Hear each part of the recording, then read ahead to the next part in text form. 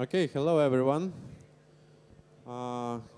Let's close the doors. Can we close the doors, please?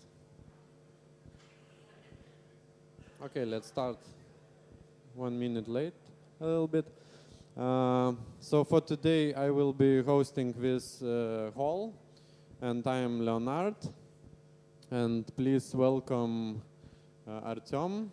He's going to explain us and introduce the Nexus, because we know how to do and how make a Scrum good, but how to make it on scale. Let's let present Artem this topic. So please. Okay. Hello, everybody. So first of all, I welcome all of you here, and let me share my real experience. So about us. So you see here two guys, but I'm standing here myself. What's the reason? Konstantin, unfortunately, he couldn't join us here. He is professional Agile coach and trainer who helped me to adapt all the practices in a real project. And who am I? I'm Artem Kolyshkin. I came here from Kyiv, Ukraine, where I manage huge project with headcount nearly 200 people. Okay, so let me briefly describe what I do. Okay, the context of today's session. So first of all, I will tell you a little bit about the pain, then why Nexus and why I choose it, my real experience on Nexus, and how then it was modified to something else. So the pain, the context. Nearly 3 years ago, my boss called me and said, "Hey, Artem, I have something interesting to you. We've got a new client that is quite huge, retail big company in North America, and they need our help." I can't, unfortunately, say who is it, but I must say that the main competitors for this retail company is Amazon. So you might just compare how big it is. And they came to us and say, "Okay, we have warehouse system, which was built nearly 30 years ago, and we need you to reverse engineer it and create something from scratch, something new, something fancy based on new technology stack." I said, "Okay, why not? Let's start. May I just get some requirements or something like that?" And they said, "No, we don't have any requirements at all. What we have that is dumb terminal that is look like that, and which is written on RPG. RPG? Yes, RPG. Probably who can raise your hand and say who knows what is RPG code is? Nobody? Oh yeah, I was the same shit at that time. And I only used to write some small programs on assembler when I was in university, and I must say that is something like that, or even worse. Okay, so everything started from this, and I said, okay, we have all this written. It works as dumb terminal working on IBM servers. And what we need fancy application which will look like that, that's true, and which should be working on any browser. So right now, yeah, so you open the browser, you type something there, and you'll see exactly this. So, okay, so step back. The technology stack is actually that is JavaScript for sure. On backend, I have Java 8, yes, Hibernate, and all other stuff. So that is JavaScript. Yeah, it is what it is. Cool. So that was proof of concept. We created it. We understood that it's feasible to do it all. And after that, I had a question. Okay, so I understand a little bit what I have to deal with. And I had a question, which process to use? Which process to use while implementing all that? And for sure, probably all of you will say, okay, Scrum, why not? Everybody knows Scrum. It's, well, almost 20 years old. But I had a question. Is Scrum enough? And that was the question. Why not? Why not enough? Let's try. We have Scrum of Scrums. We all know that. Let's try to use it. But I have concerns. I don't think that Scrum and Scrum of Scrums is exactly what is needed to me. But after that, I received like a new pain. That is like one of the artifacts which was gained and provided from the customer. And actually, what is it? That is the requirements, all what they said. So all stakeholders get it in one room and said, okay, let's look at our TOM terminal and say, at least on epic level, what you have to deal, what you have to reverse engineer. So they list them, and after that they did t-shirt sizing exercise. So the size of an ellipse is how stakeholders size them compared to other. And interactions that say, okay, for example, data management interacts with, I don't know, order management, deal management, and so on and so on. So I understood the pain, okay, I have huge amount of dependencies. Huge amount of dependencies. How should I organize all this process? How should I deal with it? How should I build proper way how to work with it? And then, suddenly, I say suddenly because yes, I Googled Nexus. Okay, and I started reading what is Nexus is.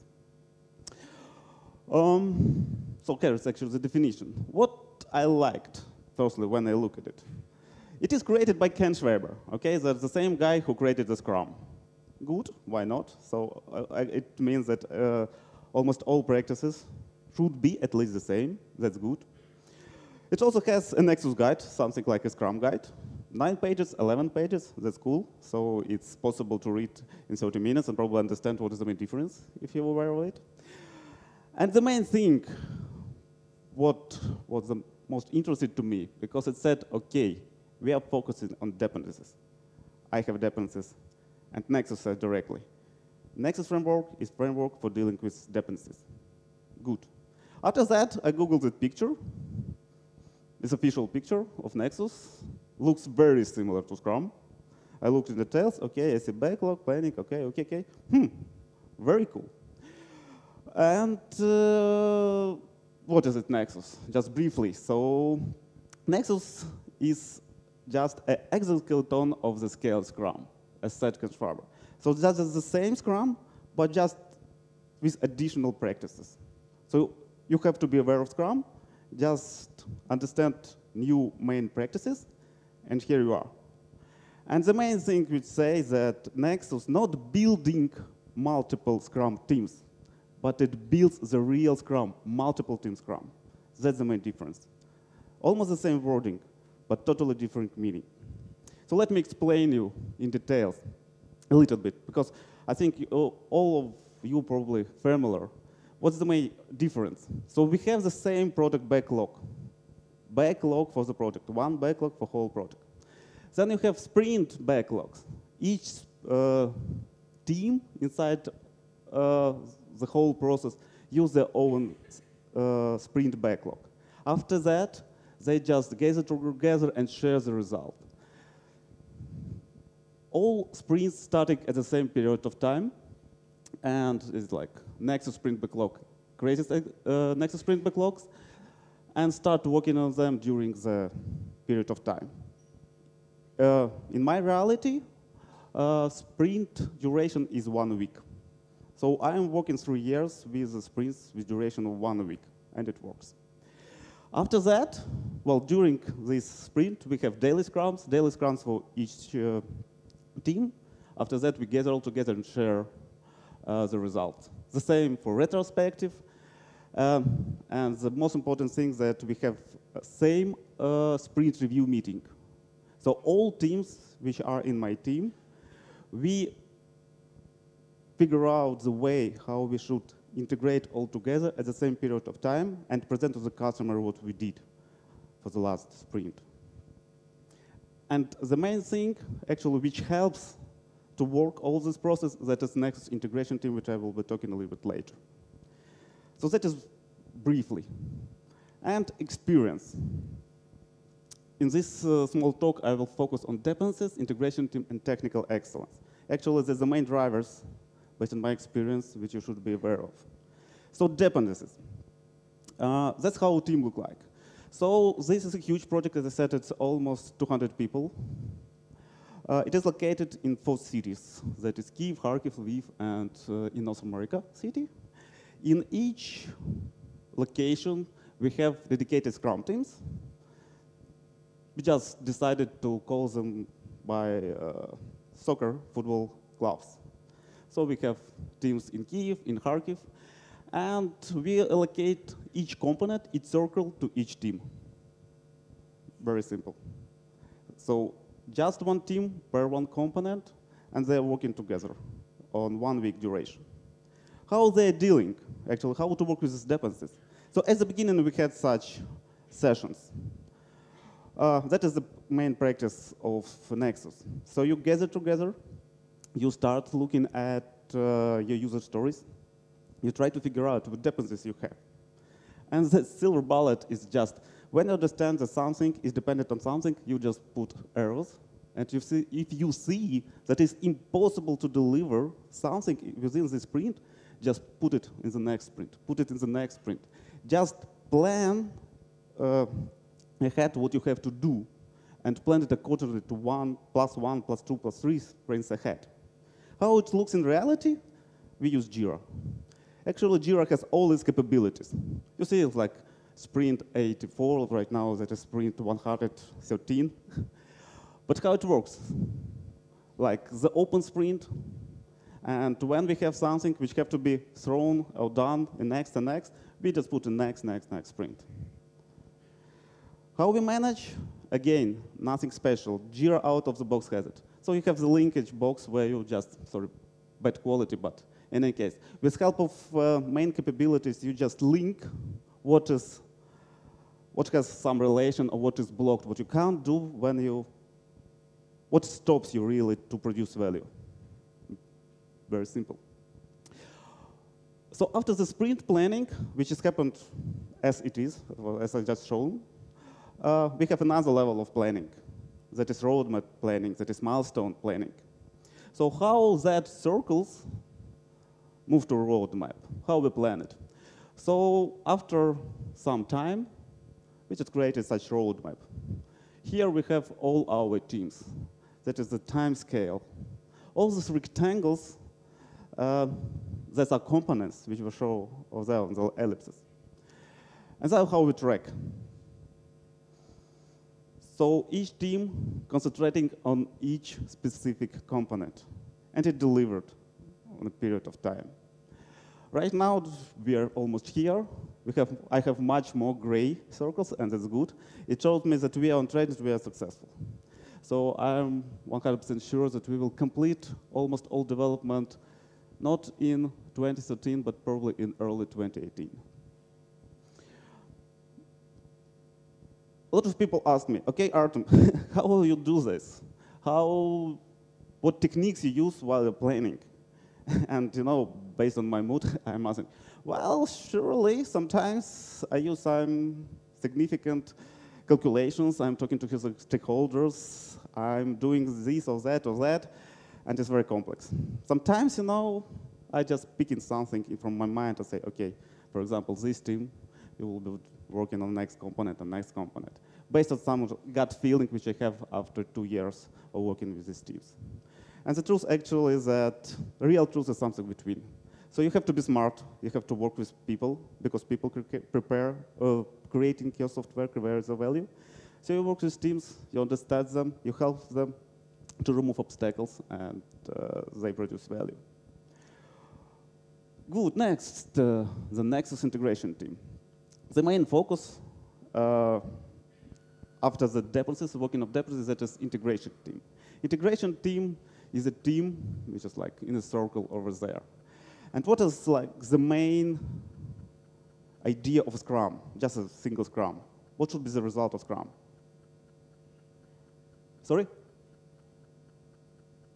Prepare product for customer after each sprint. What is the result of each sprint? Yes, exactly. That is potential shippable product increment. What we have in Nexus? In Nexus, we have integrated increment. So that's the main focus of the scale Scrum. So as a result of each sprint, you have to have something which is potentially deployable on an environment, on production, or whatever. And how to achieve that? When you have so many teams, each team prepares something. Yeah, it's not something, but potential shippable product increment. But you need to find out the way how to integrate all that. And to help that, to assist that, there is a specific role in Nexus, which is called Nexus Integration Team. In theory, as I said in Nexus guide, it is accountable for Nexus integration. As Scrum Master in a Scrum team is accountable for quality of various of all practices which is used. This Nexus integration team awares of how Nexus is going. It is virtual team. It's actually, this is written in a book. It's not dedicated people. So when we have some problem, it's like gathering of different team members. But in reality, I must say that we have dedicated people. So Nexus integration team in my world, that is dedicated people. I am as a delivery manager. I have a QA, DevOps team, for sure product owner, solution architect. And what we actually do, what we concentrate, we are concentrating on the fire which always appear in each team. We are concentrating on dependencies because they need help, they need assistance on daily basis. What have they do, what they block them, and we have to remove all these obstacles. For sure, we ensuring on Nexus rules and all that. But the main thing, as I said, that like we are working as firemen, and we are working on cross-location communication. That's probably the biggest risk which you may face on scaling. People sometimes don't like to talk to each other. And proper communication is also like a problem which you have to solve. And actually this team should be like proactive people who knows how to communicate in an agile proper way. So it is. So we have a dedicated team, as I said, who continuously work with all these 14 teams. And we do what is written here. And the next thing, to create integrated increment after each sprint, we need something. We need something. And this something is called automation, continuous integration. That is the most crucial part of, I must say, any huge, big project. Without proper technical excellence practices, you will fail for sure. But during this 3 years project, I had everything. I had red bills, and that was a huge stoppers. We had failed sprints because developers just couldn't push their code to develop because CI always said, no, it's broken, it's red, it's red, it's red. And only after we applied different rules, and when I finally read this book where even Ken Schwaber said, okay, automation is everything for you, we start applying. I asked several technical experts inside EPAM who said what and how we should to deliver, what quality gates we should to use, what are the best practices right now. And after applying all that, I may say that right now almost 200 people just pushing their code into develop, and the mean time to repair right now is just 20 minutes. So we are using trunk-based development approach. We have quality gates, we have Gerrit as pre-commit checks, so we have unit integration, smoke test, sonar, everything, everything. So code quality, everything like on the highest level. We are using automation testing. All our requirements which are created in user story are covered by our automation engineers. So right now our regression is nearly 15,000 tests, which are run nearly 12 hours nightly. So we have very quick feedback. We understand where and what is failed. So we are ready to adopt and be very quick to fix. That's how the quality is created. Just our definition of done written here, just taken from our Confluence page. So again, like lessons learned, the main thing after this year, technical excellence, concentrate on it. So process is good, it gives you understanding and practices how to deal with this, but technical part, don't forget about it. And Nexus Plus. If you mentioned probably Nexus, you saw like a tip that Nexus is working for 3 9 teams. In my reality, that is 14 teams. And that is like Nexus Plus. And I saw like when teams start growing and bumping, I got low cohesion between some part of Nexus. And I've got some problems. Then I saw like an article of Jürgen Appello, who just was a speaker on this conference. And actually this dinosaur is from his article. That is like a kind, friendly dinosaur from French cartoons. With name Barbar Papa, whatever. I like the main feature of this dinosaur was next. It has the ability to transform and change his shape and just throw out the cage in any form. What does it mean? Actually, when you at scale, you are unique. You have to adopt different practices and don't just struggle on something which is written. And when I had a problem, when some of the components which were presented and given and were well developing, I understood that initial estimates which were provided to us by the customer are wrong. So they're not like a medium, they're XX large. And I started like just throwing additional people to the Scrum teams. And Scrum team became not 7, 9, it became 10, 12, and I saw that it doesn't work. So just throwing people inside the Scrum teams doesn't work. I create another team, but again fail. I didn't get the result of velocity speed up, whatever. So it failed. And it shows that I have to be more unique. I have to use other practices probably. Which one? And my Barbar Kappa today, that is like combination of Nexus plus Spotify. So what is unique in Spotify? I just read, okay, we have tribe. Why not tribe? Okay, so they just terminologies. They have tribe, they say squads, they say chapters. But in reality, just for you to understanding, I've got some integration area. And inside this integration area, I had nearly 200 different interfaces, unique messages for message broker, just something sending, something receiving. They are independent at all. And I saw that the Scrum team is not very efficient when the 9 or 12 people just taking these messages and starting to implementing them. So I created squads from Spotify. That was my 3 amigos. They consist of 3 amigos. That was analytic, that was developer, and that was QA. So that is dedicated like squad. But I say, okay, please don't look at what everybody else is doing. Just concentrate on, for example, that's your 5 next messages which you have to implement. That's it. I'm asking you, just start working on these messages. So instead of working on 1 or 2 or 3 messages in parallel in one Scrum team, I created 5 squads. So they're starting implementing 5 different messages at the same period of time.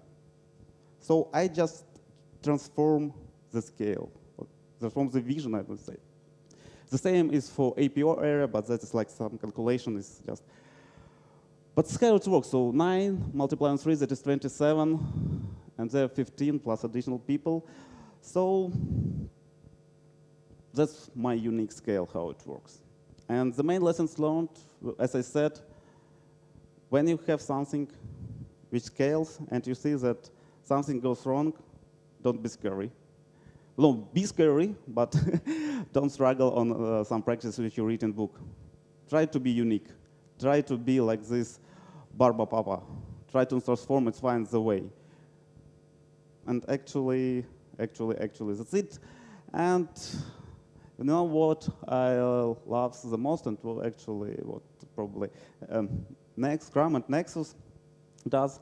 As Ken Schwaber said, that Scrum is your mother-in-law. It just points out all your faults. And it's up to you how you deal with them. So that's it. That's my story. And if you have any question, you have actually, well, it was very fast, sorry. But I'm ready to answer, like we may discuss it somehow. Yeah. Okay, thanks. And questions? Hi, thank you for presentation. And I have a question. As you work in a distributed way, you have different teams in 4 places. So let's say the example or the situation that I'm dealing with and we are dealing in our organization, that there is a distributed team, or let's call them virtual team. They work in 2 places, let's say 10 people in one place, 2 in another. Is it Kharkov and 10 in North America, let's say? It's a virtual team. How would you suggest, let's say, dealing with that, that they would work with one backlog, they would deliver the common result, and they have also a physical whiteboard? What would be your suggestion, let's say, to solve this and to be able to deliver? Okay, I understood the question. Well, first of all, I would say everything depends. Okay, it depends on many factors, probably, which you just didn't say it right now. Based on my experience, based on how I work with Scrum, I believe in teams. I believe that teams are motivated and they are self-organized. And when we are motivated and self-organized, we receive the synergy, the effect of synergy. Yeah, and we may achieve much more when we have a team. And I totally believe that the team is the most efficient when it is collocated. So in your case, probably, I would suggest, if you said you have 10 people in one location, let it be one dedicated team who concentrate on some specific business value, probably based on your backlog. If you have some other distributed team members, and you said 2 in one location, 2 in another location, I assume they might have some specific skills. Maybe designers, maybe DevOps, maybe, I don't know, subject matter experts, whoever. So this Scrum team, I would assume that's like one unit. Okay, so you have 2 there, and 1 unit there. And they all together might work not by Scrum, but based on some other agile methods which you use. I don't know, maybe Kanban, some way of Kanban, whatever, where you will manage and identify how you will deal with these 5, not 15, but 5, for example. Probably something like that. That will be like the first what I will looking at. And then again, based on your environment, because everybody is unique. So that's my question, or that's my answer. Okay, any more questions? Hello, thank you for presentation. You have considered less framework instead of Nexus? Because they really share a lot of similar ideas. Yes, and actually it was considered like a safe and less at Nexus. And why Nexus? Because safe and less is written that they require some organizational transformation from a customer side as well to work. And Nexus doesn't say it at all. And in my reality, customer came and said, we need you to provide a service. We need you something to do. And actually, that's my problem, my company problem, how to deal, how to produce. It's the same budget, same timeline, yeah, the result. So they don't want to transform their well. They just came and say, okay, do a business or produce something for us, and we are ready for pay. So that's probably one of the reasons why, okay, I don't need any transformation, or even not going to ask. So we're just working on Scrum. Okay, we understand that even we don't have product owner, real product owners, we are not able to define them on the customer side. Oh yeah, at least we have 1 or 2, but I have 14 teams. I don't have anyone. So we created proxy product owners, that is our business analysts, who are working with subject matter experts, learning this RPG, identify the stories, and produce user stories. So I saw that it won't work for me. That's why next. Okay, one more question. Hello. While listening to your story and practices, I mean about managing geographically distributed teams, I know the challenges, especially if teams are across different areas by means of their components of feature. And you said you are concentrating that per region basis and doing that one team in one region in the same location.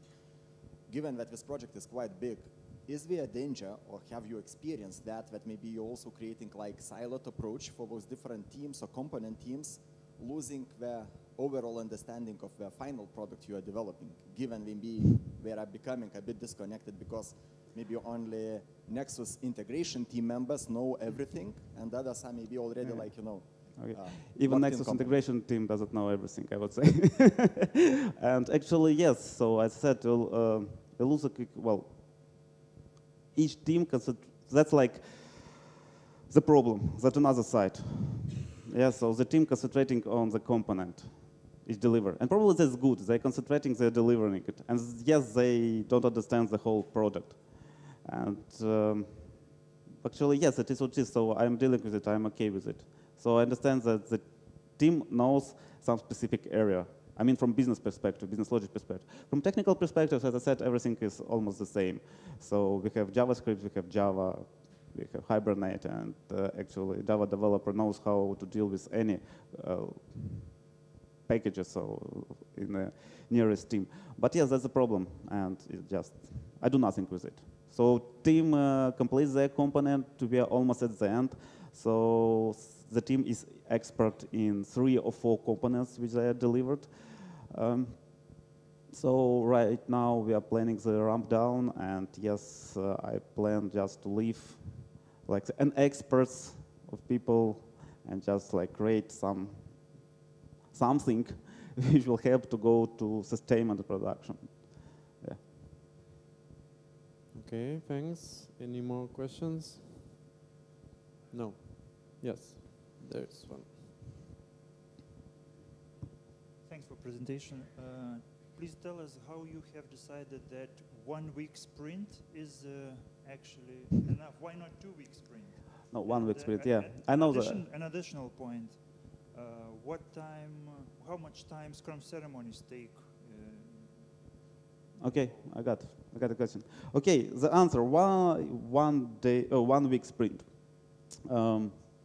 Because at the beginning, after the proof of concept, we didn't have anyone who knows RPG. So we start learning it. We start finding people who are able to read this RPG code and create user story. As a result, the people who were doing it, they weren't able to create enough user stories for development team. So they will be busy for whole 2 weeks. So that's the reason number 1, empty backlog.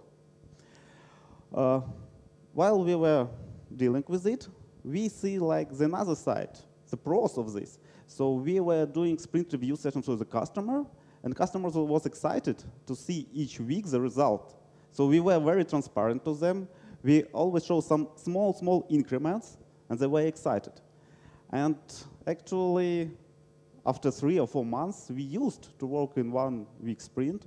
We understand that actually it's not a big deal to work with it. Yes, it has a pressure on the development team, but that helps them to be concentrated on what they're doing. And how much time does it take? All the ceremonies, I must say, is usual 10% of the working time. So each team does the same. So they have plannings, they have daily scrums. After that, they have sprint review, the same. They have retrospective. Everything's the same. Yes, some personalities goes to like a common retrospective, like the joint one. Yes, but that's the personalities. All others are still working, so still same 10%. Okay, thanks. We have some time left, so let's make some more questions. Just one more question. As you told that the critical part of the workflow is being fully covered or being supported by continuous integration process. Exactly. What time it took for you to actually cover this 97%, having in mind that you didn't know the technology, the primary technology used to develop this solution? Okay, so, well, first of all, that was the decision of date number 1, that each acceptance criteria will be covered by automation test. So we sell it to our customer. We say, okay, we need such setup of a Scrum team, and we don't need any manual QAs, we need automation QAs. So we said, okay, we will be using JBehave, and we see our delivery approach. So we started gathering all these automation tests from day number 1. The problem is that we didn't choose correct development, continuous integration process. I mean that from the day number 1, we say, we have Jenkins, we have Sonar, cool. Let's start development and pushing exactly to the Git. But then we saw that people start bullshitting and pushing bad, smelly code. And as a result, I've got red builds. And that stops us that was the main obstacle to deliver something. After that, I said, okay, let's use feature branches. So each team has a dedicated branch where they stabilize their code, and only after that, only development team lead merges back to develop. But just probably 6 months ago, we understand that UAT is in front of us, and we have to be able to deliver faster. Because when you use feature branches, you have, first of all, push your to the feature branch, that is some time, that is some pipeline. Then it goes to develop, that some time. So we measure that at least it will be 2 hours. And probably we could find something more better. And we moved back to trunk-based development. So back to develop, but we were smarter. We became smarter. We gained some experience. And we started using gated commits.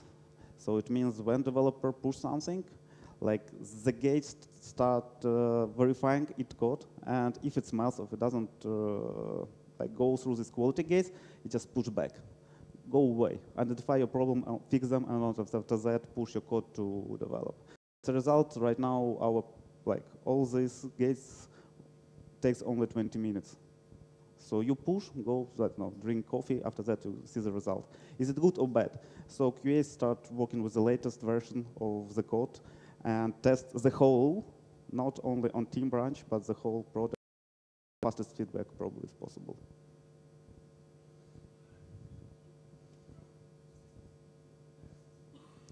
To reach the 97%, is it was? Why 97? As I said, all user stories are created, they have acceptance criteria from the day number 1. From the day number 1, we start creating automation test, okay? So why 97? Because some part of our delivery is some RF guns. So it's just scanners where you go on retail and you just clicking. And the part of the acceptance criteria just turn on the RF gun, and something like that. So it's just impossible to automate. So we just, okay, let it be 3%. So probably, yes, number is probably not 97, but I think more than 90 for sure. Okay? Great, a lot of questions, quite actual topic. Yeah, one more question. Going back to the topic, someone already touched on that, about team management, and whenever the teams are scattered all over the world. In my case, I work for quite a large company. We have teams all over the world with different ethnicities, cultures, and in most cases, religions. What to do when you already feel a disconnect between those teams? Where you have to deal with them on a daily basis, and possibly, what are your thoughts about that one? Okay, so, well, first of all development teams is located in Ukraine and 2 cities, that is Kyiv and Kharkiv. The main problem which I see in one city, that is intercommunication. That is like, people are lazy, they even don't want to stand up, go to teammate and start discussing. So how I deal with them, I said, okay guys, I also conducted some trainers on Scrum in EPAM, so I just gathered them and said explicitly, come on guys, the most efficient way to communicate that is face-to-face plus whiteboard. And that was my challenge number 1, inside one, I said, stop processing. Individuals' interactions over process and tools, yeah, as Agile Manifesto said. So the same, pick up your ass, go identify what's the problem. The problem is when you have distributed teams. And first of all, I found out a person like me, but in Kharkiv, who helped me managing, who was the same agile thinking in mind, and he does the same there. And actually, we try to use some conferencing tool, video tools, when we need to figure out and find dependencies between our guys. Good, we're just 400 kilometers between each other, same time zone, same mentality, same people, everything is same, so we understand each other very well. And actually, that was not a problem which I might be faced in any other situation. So always, the answer, I find out the correct person. First try was wrong, because person failed, but after that, another person who also works as delivery manager in Kharkiv, he helped me a lot. He helps me a lot. He covers all this also, very transparent and communication. Yeah, that's probably some part of answer you're expecting. Okay, you just touched one topic I was interested in. So maybe you can answer how much help did you receive from around you, yeah? Because not only you alone made this scale, yeah? So can you a little bit describe more, yeah? How much help did you get? How much people was working, scaling the whole project? Because for different cities, you need help, yeah, there on site and yeah, okay. so on. So just briefly explain how did you manage it? Okay, so, well, first of all, yes, for sure, everything started in North America in one city, and there we have customer representative, who are product owners, who are subject matter experts. Actually, subject matter experts, they are developers who developed that program and knows RPG. And one of the reasons why customer came to us, because they are going to retire. So, okay, they were developers, right now they're helping that, and that was the team there. My company said, okay, here you have project manager who actually specialized on customer relation and working on business needs. So I have a dedicated person there who working with customer and saying actually what development team does on a daily basis. Also, we have the one architect, senior architect, who is working with architect from the customer, also giving the fast feedback, what are we doing here, what are our solutions, whatever, because we have 8-hour difference. Yeah, and that's a problem. So we have project manager, and we have one QA who also works with QA team over there, because we understand that all what we produce, they will retest. So we have to be transparent in QA as well. So there we have only, and one of our business analysts who work with product owners and describes how we are dealing with requirements, how we are working, what we do. Everything started from Kyiv. Probably, I wish all those teams will be in Kyiv. But when we did proof of concept, we understand that we need such huge amount of teams, but it's just impossible to hire 100 people in a month. So we started calling, come on, EPAM, where we have possibility to hire. Okay, Kharkiv said, okay, we are here, we are ready to help you. So we've got Kharkiv. And Lviv, how Lviv actually, we have expertise of ETL transformation, because previous system, this terminal is working on DB2, and they're saying, okay, we have to migrate to MariaDB, and they are writing all these ETL scripts of migration. So there's just small team concentrating on it. It's just for people who are doing this. So that's actually the history, and who helps me. Okay, thanks. We have 2 minutes left, so last question. No? Okay, some announcement. So thank you, Artem. A little thank you. Present from organizers. Yeah. Thank you.